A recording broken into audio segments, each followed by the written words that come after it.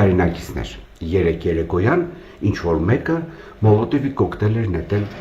ԱԱԾ շենքի վրա։ Եվ Նիկոլին երկրպագող լրատվամիջոցները, ժեխնյուսերը եւ ժեխափտիր մասան սկսեցին ակտիվորեն լուրեր տարածել, թե բա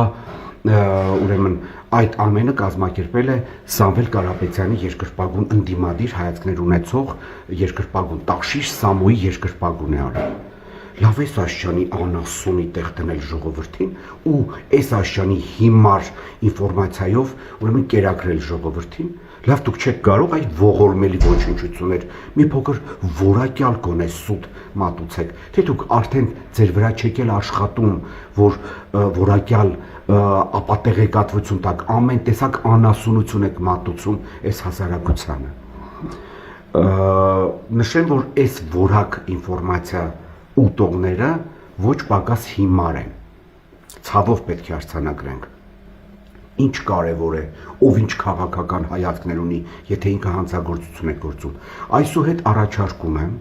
մեր լրատվամիջոցներին, ասենք մանկասպանի քաղաքական հայացքները ուսումնասիրել եւ գրել, որ այսինչ անձը, օրինակ, իր երեխային է տարել սպանել ու ինքն էլ ժամանակին Նիկոլ է ընտրել։ Ես օրինակ գիտեմ Գյումրիում որոշ մարդկանց, ովքեր հանցագործություններ են գործել, նստած են բանտում ու մոլի նիկոլական են եղել, բայց երբևիցե դա չի թույլ տվել ինձ նրանց հանցագործությունը կապել Նիկոլ անհողի հետ։ Լավ, առաջարկում եմ Նիկոլին սպասարկող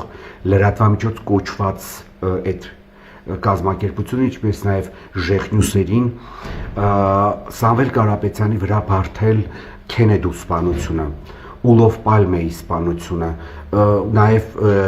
շատ խորը, եթե ուսումնասիրեն, շատ լուրջ փաստարկներով կարող են նաև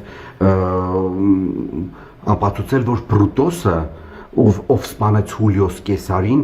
եւս Սամվել Կարապետյանի կողմնակիցն է եղել։ Եվ ցավով պետք է արձանագրենք, որ եթե նույնիսկ այսպիսի հիմարություններ էլ գրվի, ապա ժեխ եւ ժեխափտիրը կսկսեն հավատալ ու ցիտել